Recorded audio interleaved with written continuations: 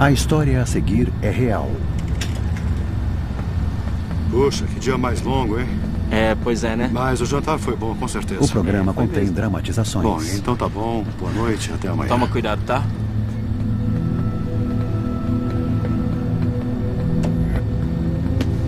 Pode não ser adequado a alguns telespectadores. Alguns nomes foram alterados. 13 de outubro de 2001, 13h30 da madrugada.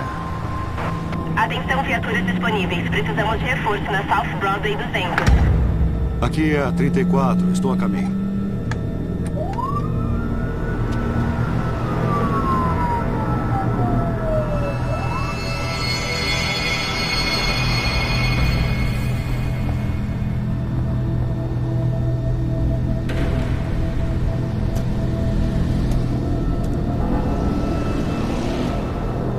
Delegado! White!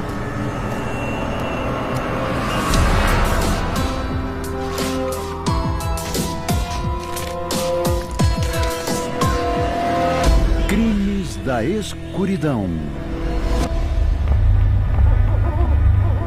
No calar da noite, os ruídos da natureza são tudo o que se espera ouvir em Cleveland, no estado de Oklahoma. Mas a noite de 13 de outubro de 2001 não é uma noite qualquer. Eles me ligaram. Era da central da delegacia de polícia dizendo: oi, preciso que você vá até o campo petrolífero que fica fora da cidade. Petrolífero Express. Delegado? Dramatização. 32 para a central, eu preciso de uma ambulância agora.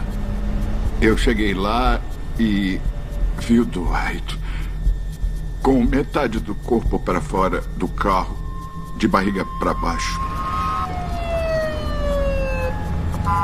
Eu vou te dizer que eu surtei um pouquinho. Era um homem que eu conhecia, amigo, e eu adorava. O delegado assistente Don Swagger está vivendo um pesadelo. O delegado Dwight Woodrow Jr., seu chefe e melhor amigo, está com a vida por um fio. Dava para ver uma manchona cinza bem no meio do peito dele e eu imaginei que fosse uma bala. E eu não acreditava que fosse uma bala, é que ele já tinha levado tantos tiros.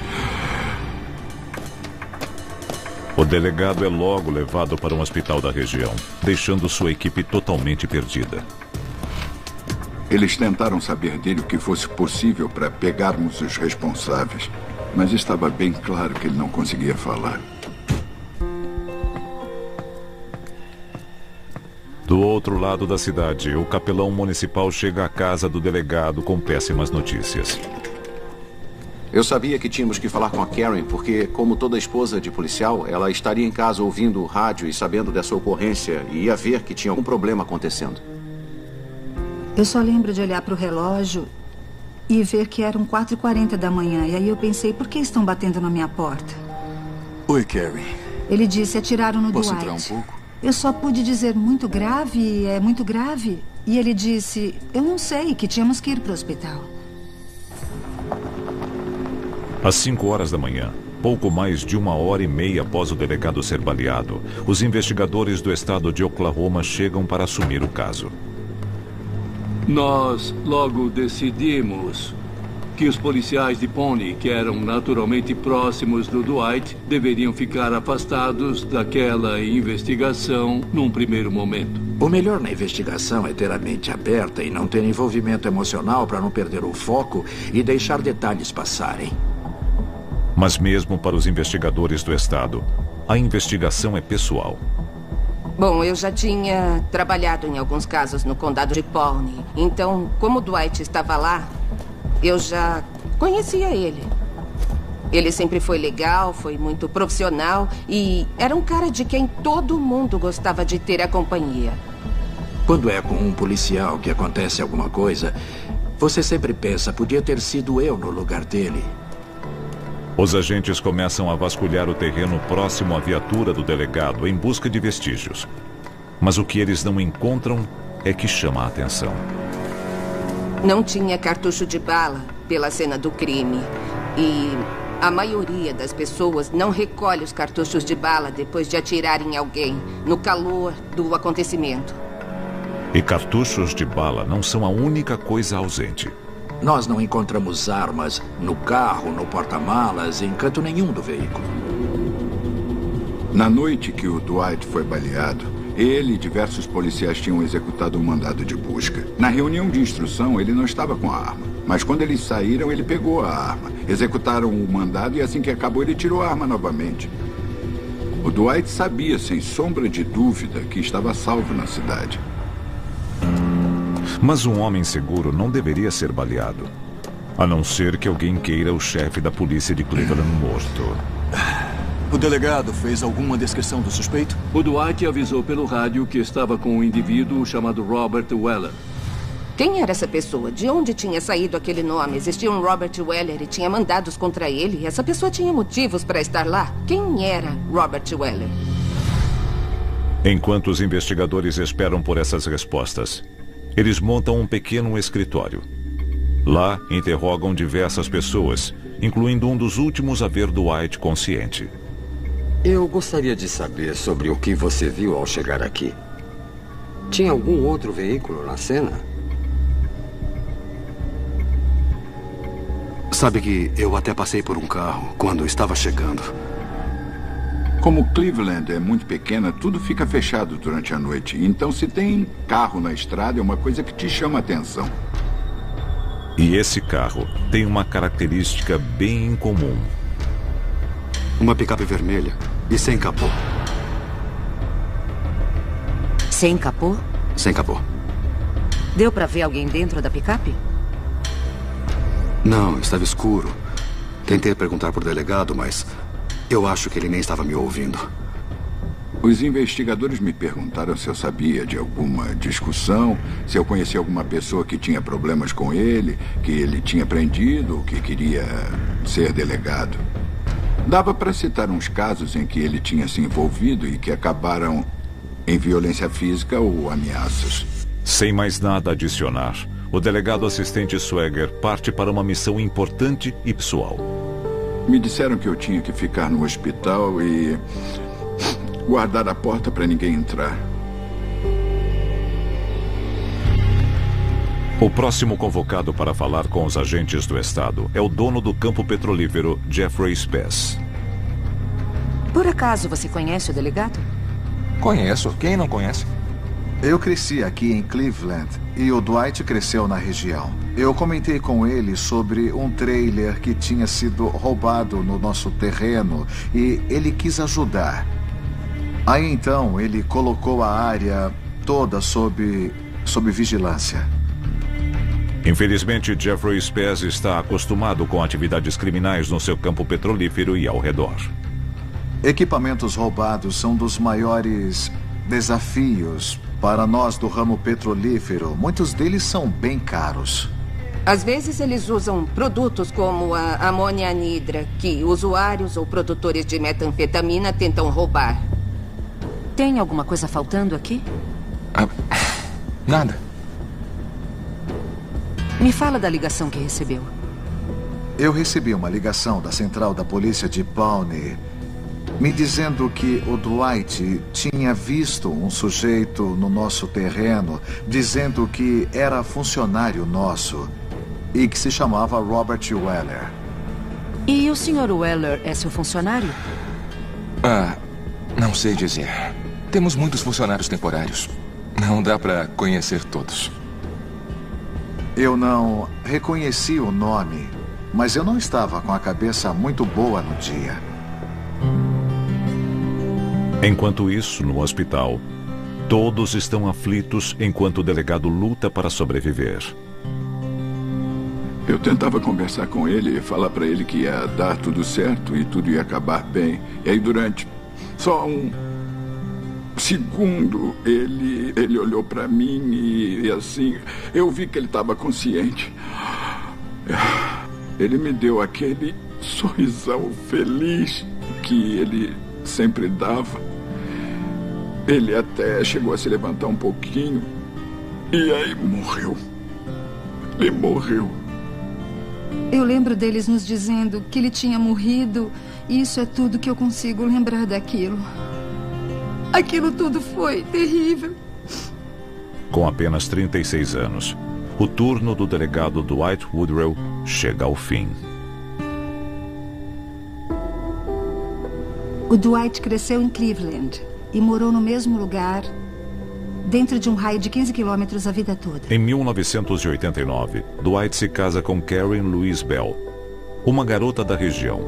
E desde o começo, a família é o centro de sua vida. Ele sempre foi louco para ser pai.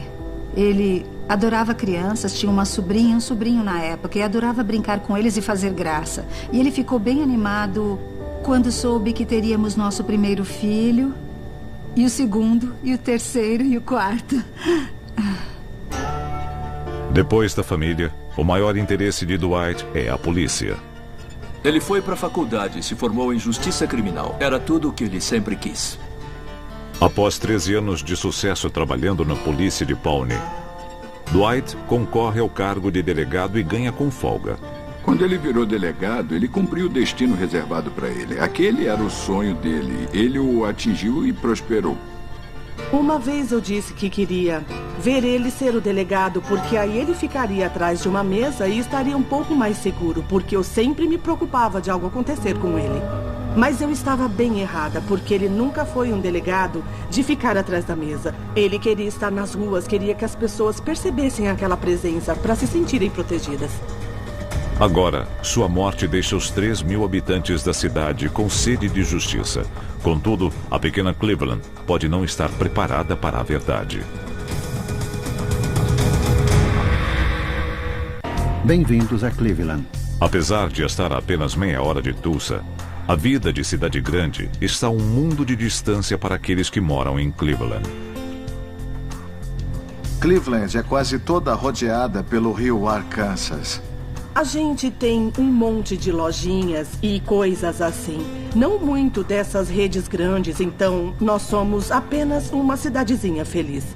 Muitos dos 3.300 moradores de Cleveland estão na cidade há gerações e foram atraídos para a região com a promessa de terrenos gratuitos no fim do século 1800.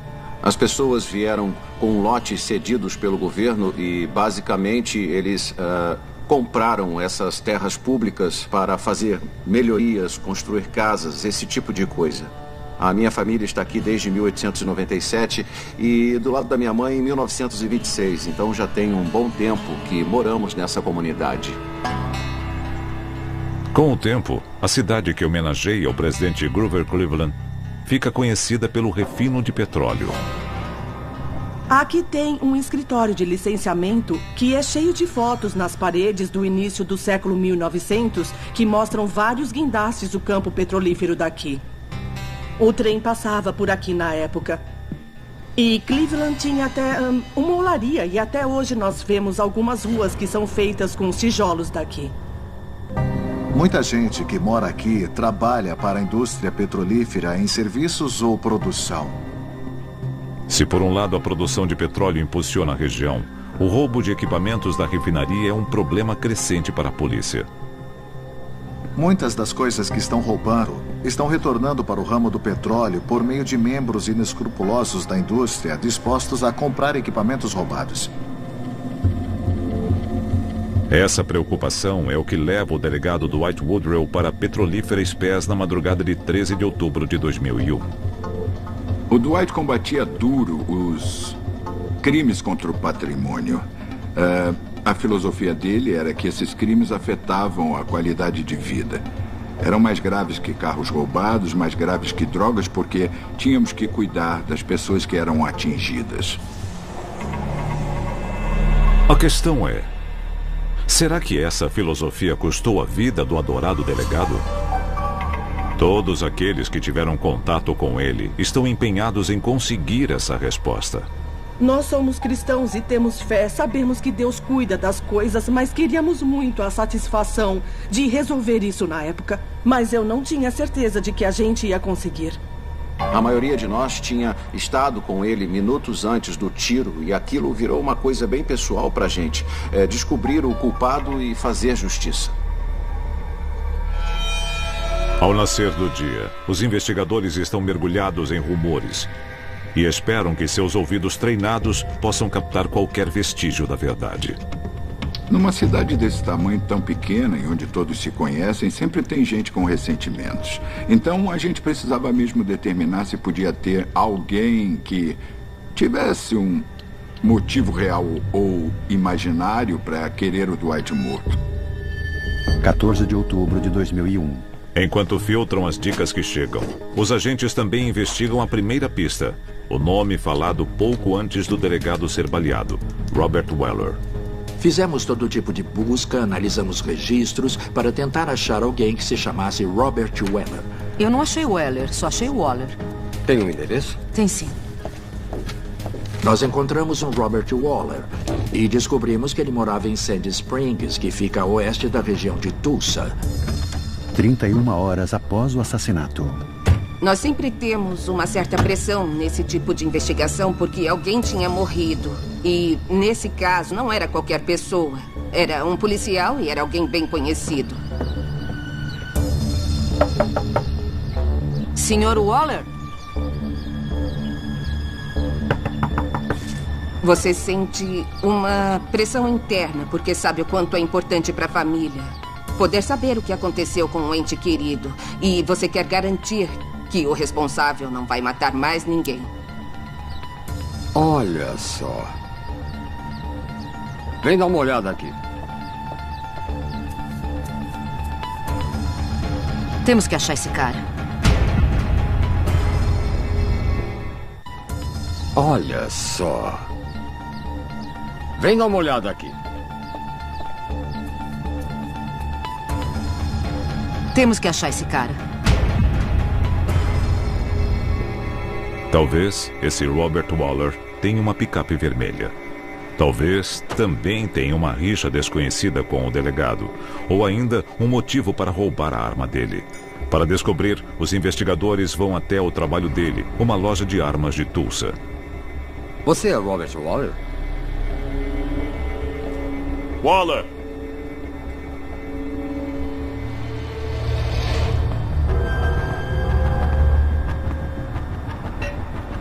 Você é o Robert Waller? Sou. Já esteve na petrolífera Spes em Cleveland? Petrolífera Spes? Não. Eu não vou para Cleveland faz 10 anos. Alguém pode confirmar isso? Minha esposa. Ele cooperou bastante e ele conseguiu confirmar onde estava. Checamos o álibi e confirmamos que ele não tinha tido nada a ver com o nosso caso. Enquanto voltam de Tulsa de mãos vazias, Smith e Francini esperam que as outras pistas sejam mais úteis. Especialmente a do veículo visto deixando a petrolífera Spes. Nós temos alguma pista da picape? Era uma picape vermelha sem o capô, então era fácil de ser notada. Pode ser. Mas a picape vermelha sem capô parece ter evaporado. O estacionamento da Spes era meio que uma combinação de terra e cascalho. Então, marcas de pneus e pegadas desapareciam rápido. Com vestígios desaparecendo, uma sensação de urgência recai sobre a investigação. Eu sou daqueles que acreditam que se não for solucionado nas primeiras 48 horas, as chances de ser solucionado diminuem a cada dia.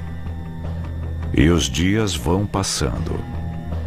Sendo honesto, achei que até o anoitecer do primeiro dia já teriam alguém na cadeia. Aí veio o segundo dia, depois o terceiro, e eu comecei a duvidar se eles iam mesmo descobrir o que tinha acontecido. 4 dias após a morte do delegado Dwight Woodrow, a cidade inteira vai à missa para homenagear sua vida e seu trabalho. O Dwight tinha dito diversas vezes o que era para nós fazermos se acontecesse alguma coisa. E eu acho que ele só falava pelo tipo de trabalho. Não que ele esperasse que algo fosse acontecer por aqui, mas isso sempre foi uma possibilidade. Foi o maior funeral que eu já tinha visto. Só sobrou o lugar de pé, pelo que eu me lembro. Veio até o governador e discursou. Acho que o Dwight teria ficado orgulhoso. Até hoje eu não consigo ouvir palmas sem ficar totalmente emocionado. Elas sempre me fazem lembrar do dia.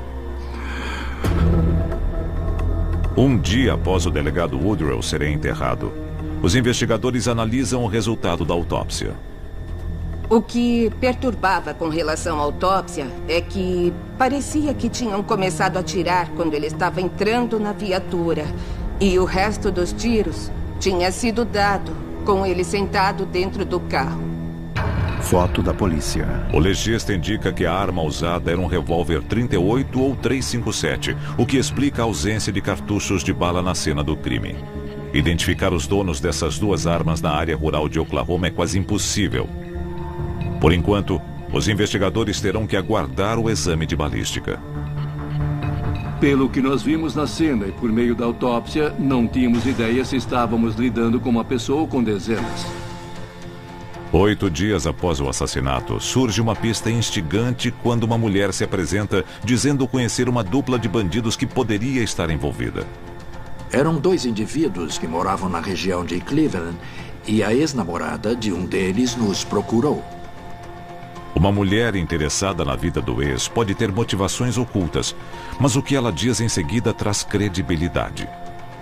Ela acabou nos dizendo que os dois tinham uma picape vermelha e uma arma de calibre 357 ou 38. Eles eram ladrões que costumavam roubar petrolíferas atrás de alguns equipamentos.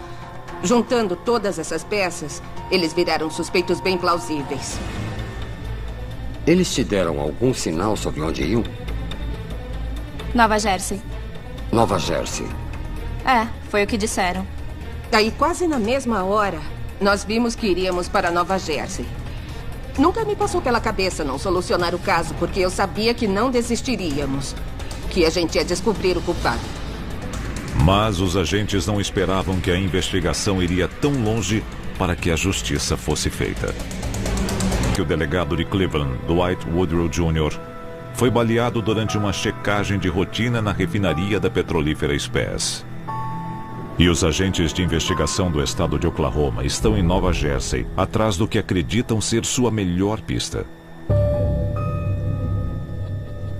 Scott Wilson, um dos 2 homens que eles procuram, já está sob custódia. Pode tirar as algemas.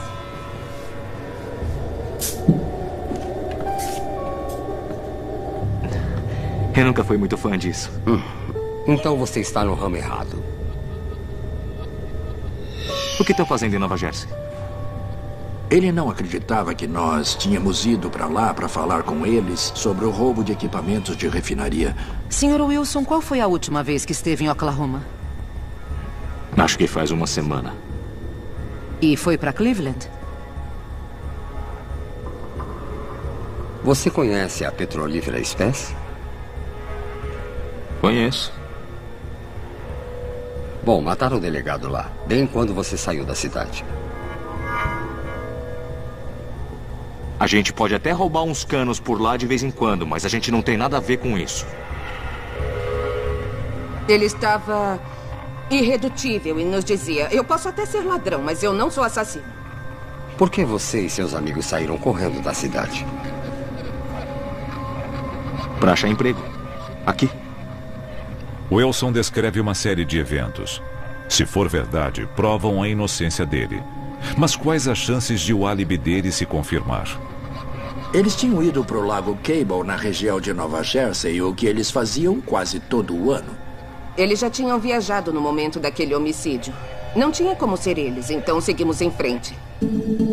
Enquanto isso, em Cleveland, o investigador da promotoria tem uma enxurrada de pistas para investigar. 25 de outubro de 2001, 12 dias após o assassinato. Shay. A gente recebia uma infinidade de dicas que estavam vindo de todos os cidadãos. Em Cleveland, nós não temos tantos segredos. É uma cidadezinha. Shay se debruça sobre a história de uma mulher chamada Lacey, com informações possivelmente ligadas à misteriosa picape vermelha sem capô. Um ex-namorado dela e um amigo dele tinham acabado de comprar uma picape parecida com a que procurávamos. E os dois estavam envolvidos com produção de metanfetamina. É ótimo quando as pessoas encontram Jesus, porque sempre nos ligam. Você tem o endereço do seu ex? Lacey diz aos investigadores que o ex se chama Rob Edwards e também fornece o endereço dele. Ex-namorada te entrega num piscar de olhos. Como já tinham se dado mal com uma ex-namorada rancorosa, os agentes evitam a empolgação. Mas a última rusga de Edward com a lei revela algo condizente com o caso. Depois que a namorada me ligou, nós vimos que ele tinha usado uma arma para pagar uma fiança recente. E parecia ser uma calibre 38. A descoberta consiste com o que a autópsia encontrou, o que limita a arma que matou o delegado para um revólver 38 ou 357. Sabíamos que aquele era um grupo envolvido com metanfetamina, eram ladrões. Mas como tinha havido assassinato, eles podiam ser gente bem perigosa. Os investigadores chegam na casa dos suspeitos em um momento oportuno. Ai, meu Deus. Eu vou avisar a central. Olha lá dentro.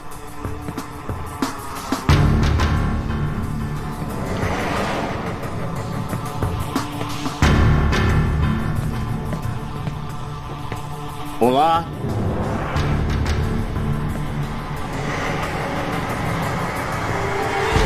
Levante as mãos. O homem com overdose na varanda da frente é Rob Edwards. Ele é o suspeito que a polícia procurava. Eles descobrem que o outro homem na casa é o amigo dele, Vince Pritchard. Apesar de eles não terem como dizer que são cidadãos corretos, Vince apresenta aos investigadores um álibi repugnante, mas com credibilidade.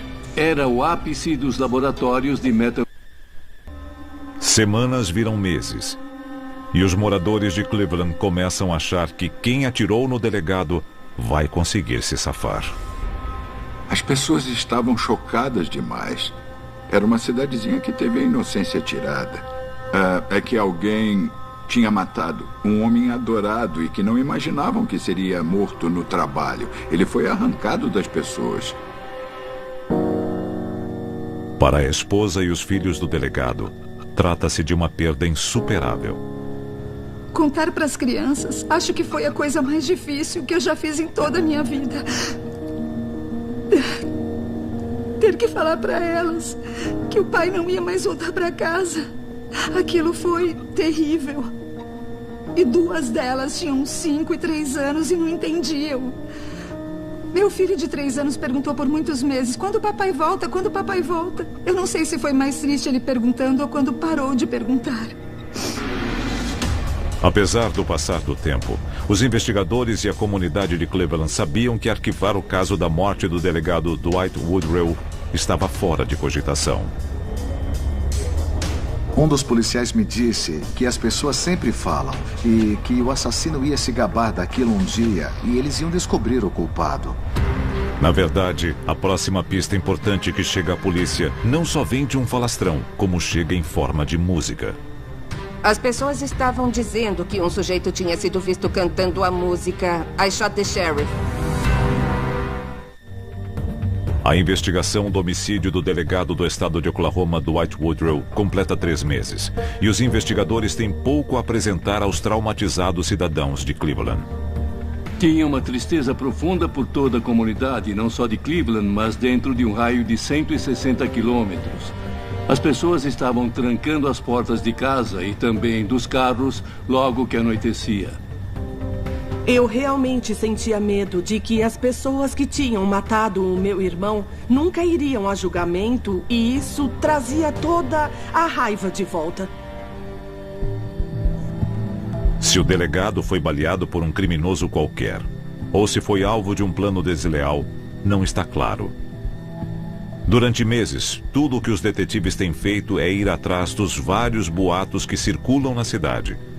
Uma tarefa que parece não dar em nada. Eu ficava pensando, a próxima pista que chegar vai ser a que precisamos para virar esse jogo.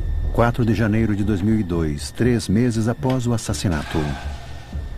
Sim, já estamos indo. Vamos lá. Agora, uma intrigante pista baseada nas palhaçadas de um criminoso chamado Justin Walker merece uma investigação. Nós recebemos a informação de que o Walker ia para festas louco de metanfetamina. E aí ele começava a cantar a música I Shot the Sheriff. Como Walker acaba de dar entrada na cadeia por acusações sobre drogas, não vai demorar para investigarem a história. Será que dá para tirar as algemas? Depende do que você tem para nos dizer. Então não precisa tirar. O Walker tinha sido preso por roubos e envolvimento com drogas. Nós tentamos interrogá-lo, mas ele não queria falar. Eu soube que você anda cantando que atirou num delegado. Por acaso foi no delegado de Cleveland? Você tá louco, eu não atirei no delegado. É só uma música. Ele estava tentando se mostrar um herói para o pessoal das drogas. E matar um policial meio que te deixa com uma boa imagem. Já disse que eu não vou falar nada para vocês. O comportamento de Walker é no mínimo problemático. Mas seria ele suspeito ou apenas implicante? Com várias pistas ainda chegando, os agentes continuam analisando todas. Ficávamos esperando aquela grande pista aparecer para nos colocar na direção correta. E um acontecimento curioso os leva de volta a Tulsa.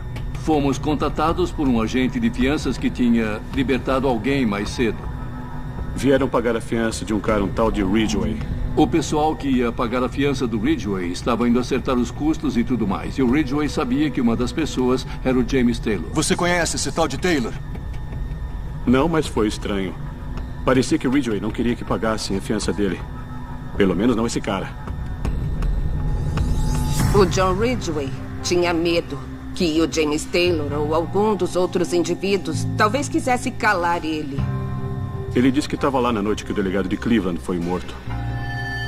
O Ridgway contou para o agente de fianças que ele estava lá e que sabia o que tinha acontecido.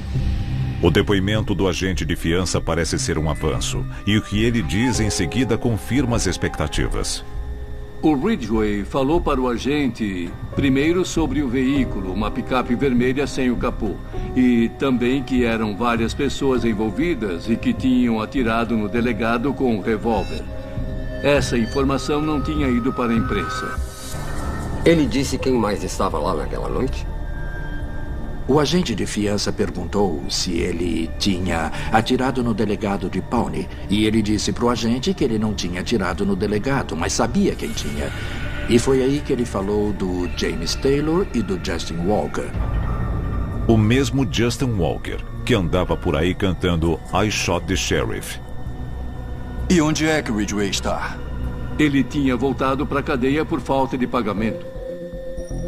Queremos ouvir o que contou para o agente. Não sei do que está falando. O da fiança.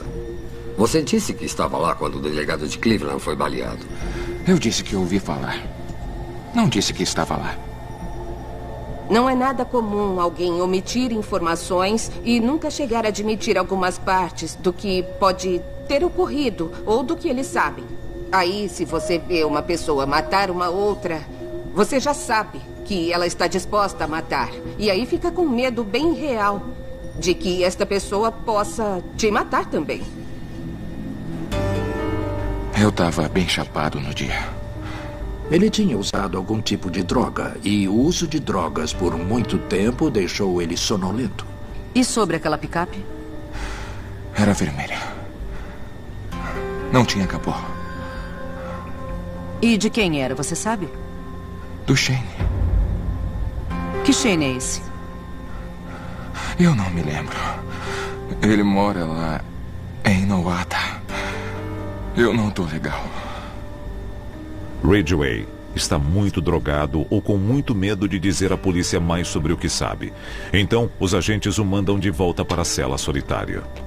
Ele não estava recebendo informações de outros prisioneiros, nada assim. Nem tinha acesso a jornais ou nada do tipo. Com essa nova informação, os agentes esperam que a misteriosa picape que o delegado assistente viu sair correndo da cena do crime possa enfim aparecer. Isso nos fez acreditar que a picape pertencia ao tal Shane. Mas o escritório de registro de veículos de Nowata traz uma reviravolta devastadora para os investigadores. Logo depois da nossa ocorrência, o Shane morreu num acidente de moto. Agora, os detetives se questionam se o momento da morte de Shane é pura coincidência ou, quem sabe, ele testemunhou o homicídio do delegado e foi punido por isso. Por algumas horas angustiantes, os investigadores acreditaram que estavam perto de saber quem matou o delegado Woodrow. Mas, em vez disso, veem uma das pistas sumir, ao saber que um dos suspeitos, Shane Pinkston, está morto. Olha, eu sei que, na maioria das vezes, as pessoas tentam mostrar que são as melhores e que fizeram algo de dar orgulho. Naquela noite, eu acho que não foi isso que aconteceu. Eu acho que foram pegos de surpresa, ficaram com medo e sabiam que iam se dar mal no final. 28 de fevereiro de 2002, 4 meses após o assassinato. O Ridgway não sabia o sobrenome do Shane, mas nós descobrimos por outros caminhos. Nós fomos até a casa dele, que ficava na região de Nowata, e encontramos o pai do Shane.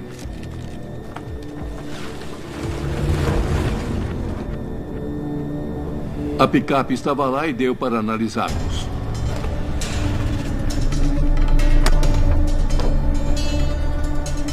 Era uma picape vermelha, sem capô.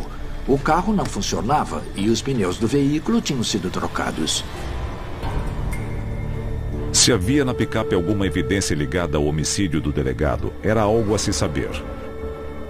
Mas definitivamente batia com a descrição dada pelo preso sonolento John Ridgway, o que deu bastante credibilidade à alegação de que ele esteve na cena do crime. Os investigadores passam a acreditar que o delegado Dwight Woodrow não tinha ligações anteriores com o assassino. Agora, precisam provar isso. Tínhamos um mandado para levar a picape para ser analisada e parecia aquela que procurávamos. 5 meses após o assassinato. Acreditando que Ridgway tinha mesmo testemunhado o assassinato, os agentes Smith e Francini vão tentar tirar mais informações dele. Nós vamos refazer tudo, John. Não podemos deixar passar nada. Eu acabei interrogando John Ridgway diversas vezes. Cada vez ele revelava um pouco mais sobre o que tinha acontecido naquela noite. A gente ficava revendo o caso, pedia para ele contar de novo e ele lembrava de uma ou duas coisas a cada conversa que tinham a ver com o caso. 11 de março de 2002. Tá legal, John. E o que mais tem a dizer? No fim, surge uma história consistente. Começando com o homem que Ridgway tinha medo de entregar desde o começo, James Taylor. O Ridgway me disse que ele estava dormindo em casa quando James Taylor ligou dizendo que estava lá em Cleveland e estava precisando de um alicate. 13 de outubro de 2001, 3 da madrugada. De acordo com Ridgway, ele, Shane e James Greg Taylor estavam na picape, seguidos por Justin Lee Walker.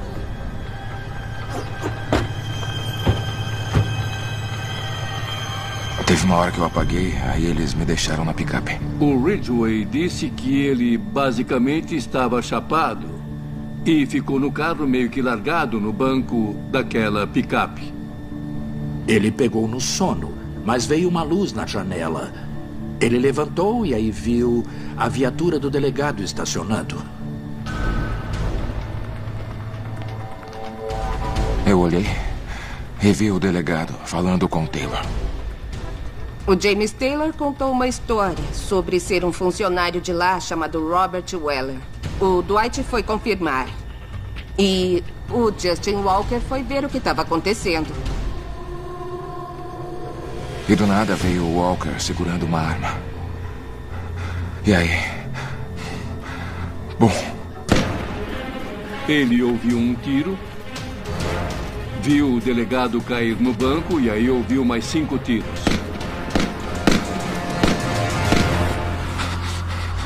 Eu parei de olhar depois. Com a confissão documentada de Ridgway, os investigadores vão atrás de James Taylor e do atirador Justin Walker.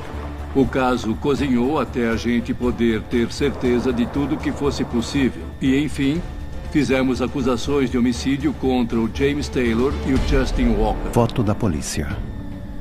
É fácil encontrar os dois.